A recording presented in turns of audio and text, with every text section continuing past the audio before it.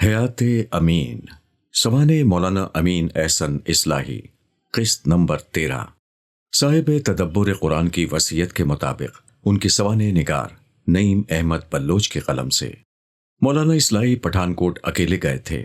ان پر مولانا مودودی پہلے ہی یہ واضح کر چکے تھے کہ انہیں اپنے بچوں کو بھی یہاں لانا پڑے گا، اور وہ ان کی تعلیم و تربیت کے حوالے سے بھی وعدہ کر چکے تھے کہ ان کے بارے میں آپ کو متردد ہونے کی ضرورت نہیں۔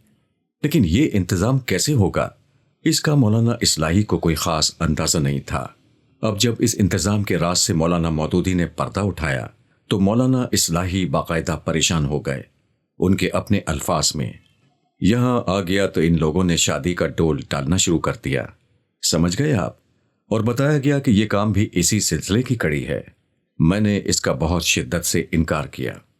اس کی وجہ یہ تھی کہ ہمارے خاندان میں رواج نہیں ہے کہ کسی شخص کی بیوی مر جائے اور اس کے بچے ہوں تو وہ شادی کرے۔ یہ رواج بالکل نہیں تھا۔ ہمارے خاندان میں اس کو لوگ بہت برا سمجھتے تھے، اور میرے معاملے میں یہ سمجھا جا رہا تھا کہ بچوں کی پھوپھیاں ہیں، وہ انہیں بہلا لیں گی، اس لیے بچوں کے لیے شادی کی کوئی ضرورت نہیں۔ مولانا اصلاحی کی دوسری شادی۔ مولانا یہ کہا کرتے تھے کہ ہمارے خاندان میں اس علاقے کے راجپوتوں کی روایات بہت مضبوط تھیں۔ مشترکہ خاندان اور اپنی برادری ہی میں شادی اس معاشرت کی بہت پختہ اقدار سمجھی جاتی تھیں، اور ان پر ابھی اسلامی تعلیمات نے کوئی زیادہ اثر نہیں ڈالا تھا۔ لیکن مولانا مودودی اس حوالے سے بھی مولانا اصلاحی پر اثر انداز ہوئے۔ مولانا مودودی نے اپنے مخصوص منطقی انداز میں مولانا اصلاحی کے اس استدلال پر زوردار تنقید کی، اور بالکل بجا طور پر کہا کہ یہ بالکل غلط ہے۔ پھوپھیاں چند دن تک آپ کی مدد کر سکتی ہیں، یعنی آخر ان کی شادیاں ہونی ہیں اور انہیں اپنے گھر جانا ہے، ان پر کیسے تکیہ کیا جا سکتا ہے؟ بچوں کا معاملہ اتنا آسان نہیں ہوتا۔ ان کی تعلیم و تربیت کا تقاضا ہے کہ وہ یہاں آپ کے ساتھ رہیں۔ وہاں دیہات میں ویسے بھی ان کی تعلیم کے وسائل بہت کم ہیں۔ مولانا اصلاحی تسلیم کرتے ہیں کہ تب میں نے محسوس کیا کہ میں نے بچوں کے معاملے کو سنجیدگی کے ساتھ نہیں لیا، لیکن جو سادہ اور فطری طریقہ مولانا مودودی تجویز کر رہے تھے، اس کے لیے مولانا اصلاحی ذہنی طور پر تیار نہیں تھے۔ مولانا اپنا احساس بیان کرتے ہوئے کہتے ہیں کہ وقتی طور پر میں نے یہ خیال کیا کہ پٹھان کوٹ لا کر انہوں نے مجھے شادی کے لیے پھانسنے کی کوشش کی ہے، مگر جب انہوں نے اس پر غور کیا تو وہ قائل ہو گئے کہ یہی مناسب ترین طریقہ ہے۔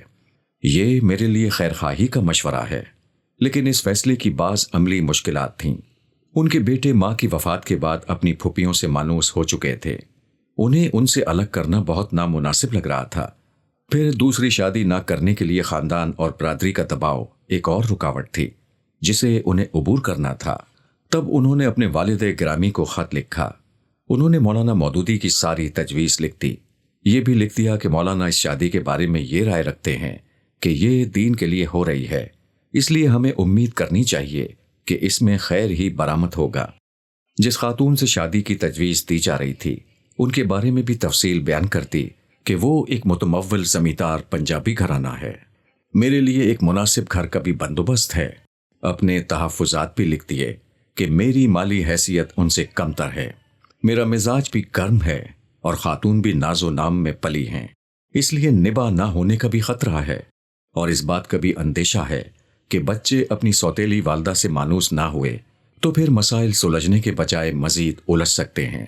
مولانا کا خیال تھا کہ ان کے والد یقیناً اس شادی کی اجازت نہیں دیں گے، اور اس طرح ان کے پاس یہ عذر ہوگا کہ وہ والد کے حکم عدولی نہیں کر سکتے۔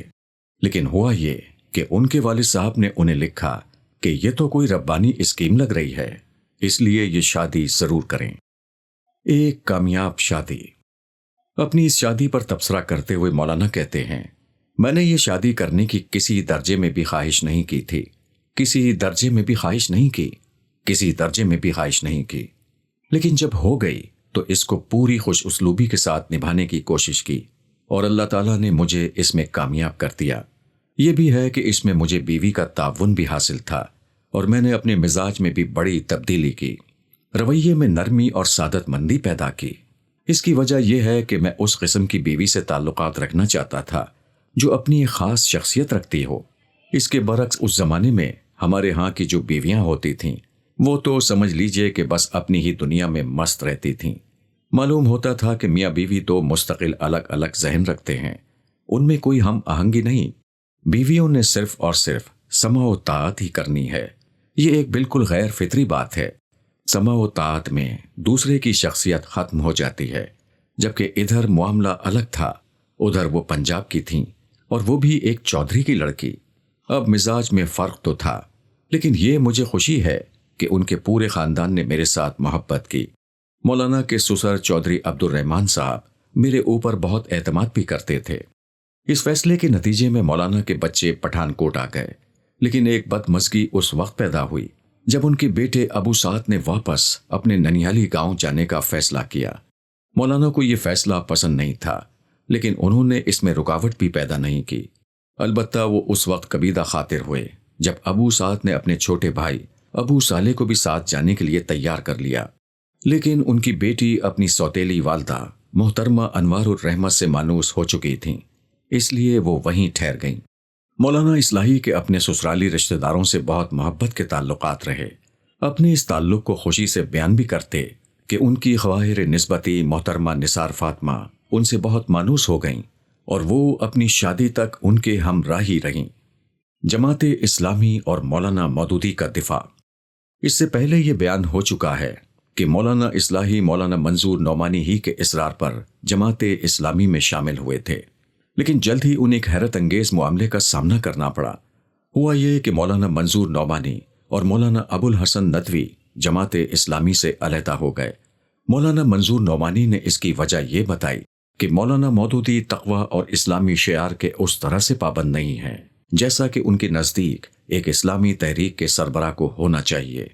اب یہ مولانا اصلاحی کے لیے بڑا حیران کن امر تھا، جیسا کہ یہ بیان ہو چکا ہے کہ وہ خود بھی اپنے مزاج کے خلاف اور مولانا مودودی کی علمی استعداد پر غیر مطمئن ہونے کے باوجود جماعت میں شامل ہوئے تھے، لیکن اب مولانا نعمانی ان کو جماعت میں شامل کرانے کے بعد پیچھے ہٹ رہے تھے۔ خود مولانا منظور نعمانی کے الفاظ میں، یہاں یہ بات اچھی طرح سمجھ لینی چاہیے کہ میرے سامنے اس وقت یہ مسئلہ نہیں تھا کہ مولانا مودودی امارت کے اہل نہیں ہیں، لہٰذا انہیں امارات سے الگ ہونا چاہیے، یا یہ کہ مولانا مودودی کی بعض کمزوریوں کی وجہ سے جماعت کی شرکت اور رکنیت اب جائز نہیں رہی ہے، بلکہ میرے سامنے اصل مسئلہ اس وقت صرف اپنی ذات سے متعلق یہ تھا کہ میں مولانا کے بارے میں بارہا ایک شہادت دے چکا ہوں، بلکہ مولانا نعمانی ہی نے جماعت کے تاسیسی اجلاس میں امارت کے منصب کے لیے مولانا مودودی کا نام پیش کیا تھا، اور اب مجھے معلوم ہوا کہ میری وہ شہادت صحیح اور واقعے کے مطابق نہیں تھی۔ ایسی حالت میں اگر میں بدستور جماعت کا رکن رہتا ہوں تو گویا اپنے عمل سے مسلسل وہ شہادت دیتا ہوں جو میرے علم میں سچی شہادت نہیں ہے۔ بس یہ تھی میری اصل مشکل، جس کا کوئی حل میری سمجھ میں نہیں آیا اور میں کوئی فیصلہ نہیں کر سکا۔ اس کے علاوہ بعض اور چیزیں بھی اس احساس میں شامل ہو گئی تھیں، لیکن وہ اس درجے کی نہیں تھیں۔ سب سے اہم اور بنیادی چیز یہی تھی، مولانا مودودی کے ساتھ میری رفاقت کی سرگزشت۔ مولانا منظور نعمانی، جماعت اسلامی، مولانا مودودی، علماء دیوبند اور مولانا اصلاحی، ان سب کے لیے تاریخ کا یہ باب ہمارے نزدیک بہت اہمیت کا حامل ہے۔ اس سے ان بزرگوں کے درمیان اختلاف کا اصل سر رشتہ معلوم ہوتا ہے، اور دبستان شبلی کے علماء کا روایتی علماء سے اختلاف کی اصل جڑ معلوم ہوتی ہے۔ اس لیے مناسب ہے کہ اس کا ایک مبسوط طریقے سے اجمالی جائزہ لیا جائے۔ مولانا منظور نعمانی کی توقعات۔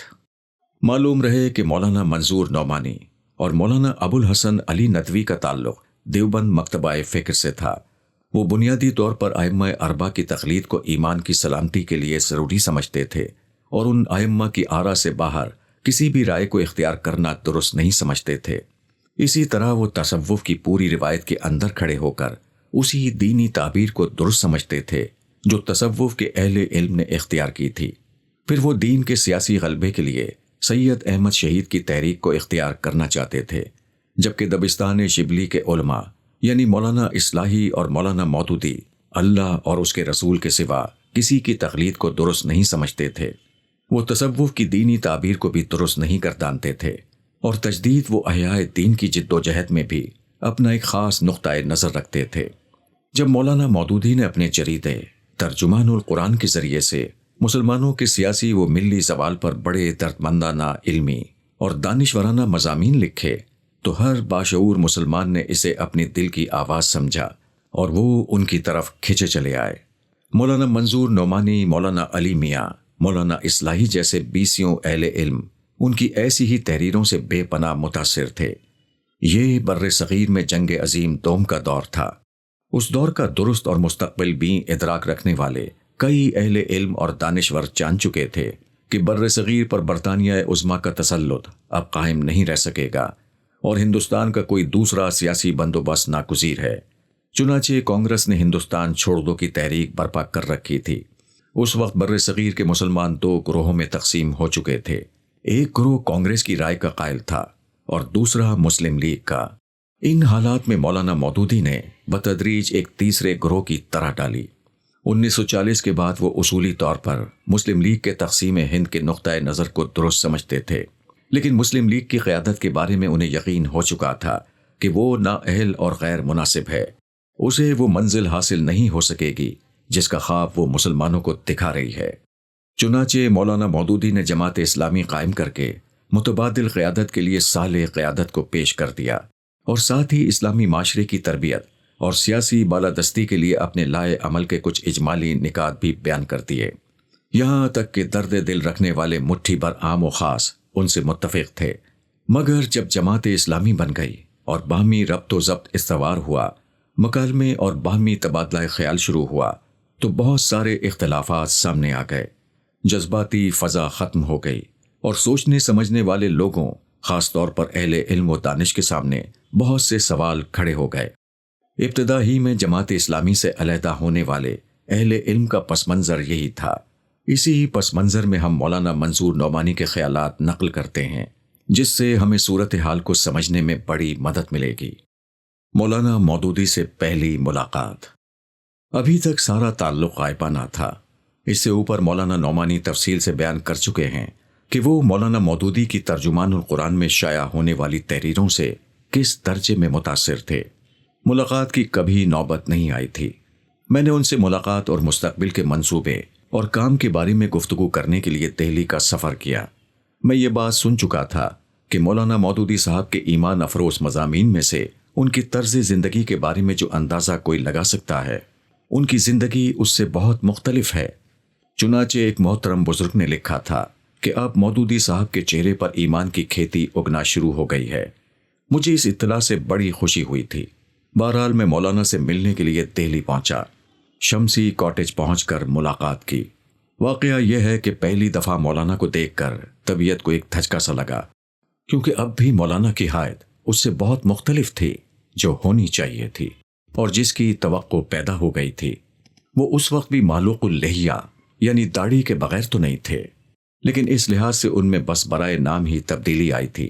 مگر چونکہ مولانا کے مضامین سے میں بہت متاثر تھا، جہاں تک مجھے یاد پڑتا ہے یہ واقعہ 1937 کا ہے، جب ترجمان القرآن میں 4-5 برس سے مولانا کے وہ ایمان افروز مضامین شائع ہو رہے تھے جنہوں نے ہم جیسوں کو ان کا گرویدہ اور عاشق بنا دیا تھا، اور میرا تصور ان کے بارے میں وہی تھا جو دین کے کسی دائی کے بارے میں ہونا چاہیے، اور ان کے ساتھ ایک خاص قلبی تعلق پیدا ہو گیا تھا۔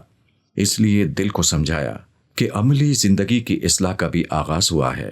انشاءاللہ آئندہ یہ حالت نہیں رہے گی، اور ان کی زندگی اور تحریر میں جو مطابقت ہونی چاہیے وہ انشاءاللہ ہو جائے گی۔ آئندہ کام کے بارے میں اس ملاقات میں کسی قدر تفصیلی گفتگو ہوئی۔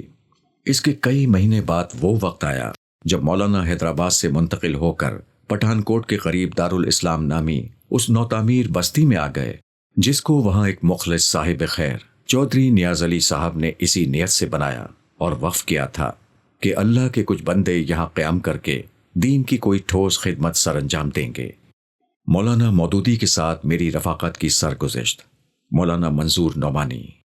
یاد رہے کہ فقہ حنفی کے مطابق ایک مجھ سے کم داڑھی کا ہونا فسق کی علامت ہے اور فاسق کی نماز میں امامت مکروہ ہے، اور یہاں مولانا مودودی پوری ایک اسلامی جماعت کی تاسیس کرنے اور اس کی امامت کرنے جا رہے تھے۔ اس کے بعد مولانا نعمانی اپنی ان کوششوں کا ذکر کرتے ہیں جن میں انہوں نے مولانا مودودی سے بعض کاموں کا بطور خاص وعدہ لیا کہ وہ ان کا اہتمام کریں گے۔ ایک تو انہوں نے ان سے کم از کم مشت بھر داڑھی رکھنے کا وعدہ لیا، اور پھر ان سے انگریزی فیشن کے بال کٹوانے کی فرمائش کی۔ مولانا کو علمی طور پر انہوں نے قائل بھی کرنے کی کوشش کی، لیکن مولانا مودودی اگرچہ اس مسئلے کو قابل غور ہی قرار دے سکے، لیکن انہوں نے اس پر عمل کرنے کا وعدہ ضرور کر لیا اور اس کے لیے مہلت بھی مانگی۔ یاد رہے کہ اس طرح کے تمام معاملات حلیے ہی تک محدود تھے اور ابھی دینی اصولوں کی تعبیر اور اسلام کے فکر و فلسفے کی شرح و وضاحت تک نوبت نہیں آئی تھی۔ مولانا نعمانی نے اس میں مولانا اصلاحی کا بھی ذکر کیا ہے کہ انہوں نے ان کو بھی اس جانب توجہ دلائی کہ وہ مولانا مودودی کو ان چیزوں کا خیال رکھنے کے لیے اپنا اثر و رسوخ بھی استعمال کریں۔ مولانا اصلاحی کی بعض باتوں سے اس کی جزوی تصدیق بھی ہوتی ہے۔ اس حوالے سے مولانا نعمانی لکھتے ہیں، مولانا اصلاحی اس وقت تک جماعت کے رکن بن چکے تھے۔ انہوں نے مجھ سے کہا، بھائی صاف بات یہ ہے کہ میں مودودی صاحب کو نہیں جانتا، تمہیں جانتا ہوں۔ اگر مودودی صاحب کل کو کسی غلط راستے پر چل پڑے تو میں خدا کے سامنے تمہیں پکڑ کے پیش کروں گا کہ ان سے پوچھئے، میرے ذمہ دار بھی یہی ہیں۔ لیکن یہ گفتگو کچھ اس طرح سے تھی کہ میں نے اس کو ایک طرح کا مزاح ہی سمجھا۔ البتہ میں نے اس موقع پر انہیں یہ بتا دینا ضروری سمجھا کہ مودودی صاحب کے بارے میں میرا خیال اور اندازہ کیا ہے۔ مجھے یاد آتا ہے کہ اس وقت میں نے ان سے کہا تھا کہ اصل بات یہ ہے کہ اس دعوت اور اس کام کے لیے جیسا قائد چاہیے مودودی صاحب ویسے تو نہیں ہیں، لیکن اگر ان کے ساتھ دو چار آدمی ایسے مل جائیں جو ان کسروں کو پورا کر لیا کریں گے جو ان میں ہیں تو انشاءاللہ کچھ کام چل جائے گا۔ لیکن آگے چل کر وہ واقعہ پیش آیا جس نے مولانا نعمانی کے بقول انہیں جھنجھوڑ کر رکھ دیا۔ یہ واقعہ انہی کی زبانی سنتے ہیں۔ وہ واقعہ جس نے مجھے جھنجھوڑ کر رکھ دیا۔ جس دن راقم دارالاسلام پہنچا، اس کے اگلے ہی دن کسی نماز کے بعد مسجد ہی میں مولانا مودودی صاحب نے موجودہ رفقا کو مخاطب کر کے فرمایا کہ کسی اسلامی بستی کے لیے ایک محتسب بھی ضروری ہے، اور میری طرف مخاطب ہو کر فرمایا کہ یہ ذمہ داری آپ لیں۔ میں نے کہا کہ ابھی تو چند ہی آدمی ہیں، ایسے میں کسی محتسب کی کیا ضرورت ہے؟ مولانا نے فرمایا کہ اس کی بنیاد ابھی سے پڑھنی چاہیے۔ بہرحال مجھے محتسب بنا دیا گیا، اور یہ بات بھی اسی مجلس میں ذکر میں آ گئی کہ میری یہ ذمہ داری ہے کہ اس پر نگاہ رکھوں کہ ہمارے اس دائرے میں کوئی بات شریعت کے خلاف نہ ہو۔ میرے قیام پر دو چار ہی دن گزرے ہوں گے کہ غالباً کسی رفیق جماعت کے ذریعے سے میرے علم میں یہ بات آئی کہ مولانا کا باورچی جو جوان العمر تھا زنان خانے میں کھانا پکاتا ہے اور اس سے پردہ نہیں ہے، اور یہ کہ دارالاسلام کے مقیم رفقا پر اس کا اثر برا پڑ رہا ہے۔ پہلے تو میرے دل و دماغ پر اس پر یقین کرنے کے لیے تیار نہیں ہوئے۔ میں سوچتا تھا کہ ایسے کیسے ہو سکتا ہے۔ مولانا کی کتاب پردہ اس سے بہت پہلے شائع ہو چکی تھی، لیکن بالآخر معلوم ہو گیا کہ واقعہ یہی ہے۔ اس واقعے نے مجھے ہلا کر کے اور جھنجھوڑ کے رکھ دیا۔ غالباً اس کی وجہ یہ بھی ہوگی کہ اب تک جس ماحول میں میری زندگی گزری تھی اس میں اس کا تصور بھی نہیں کیا جا سکتا تھا کہ کسی بھی درجے کے تقوی اور دیندار زندگی کے ساتھ ایسا بھی ہو سکتا ہے۔ جماعت کے دستور میں صف اول کے ارکان کے بارے میں لکھا ہوا تھا کہ ان لوگوں کے لیے احکام شریعہ کی پابندی کے معاملے میں کوئی رعایت نہ ہوگی۔ ان کو مسلمانوں کی زندگی کا پورا نمونہ پیش کرنا ہوگا، اور ان کے لیے رخصت کے بجائے عزیمت کا طریقہ ہی قانون ہوگا۔ دستور میں امیر کے لیے جو صفات ضروری قرار دی گئی تھیں ان میں علم دین میں بصیرت اور اصابت رائے سے پہلے تقوی کا ذکر تھا۔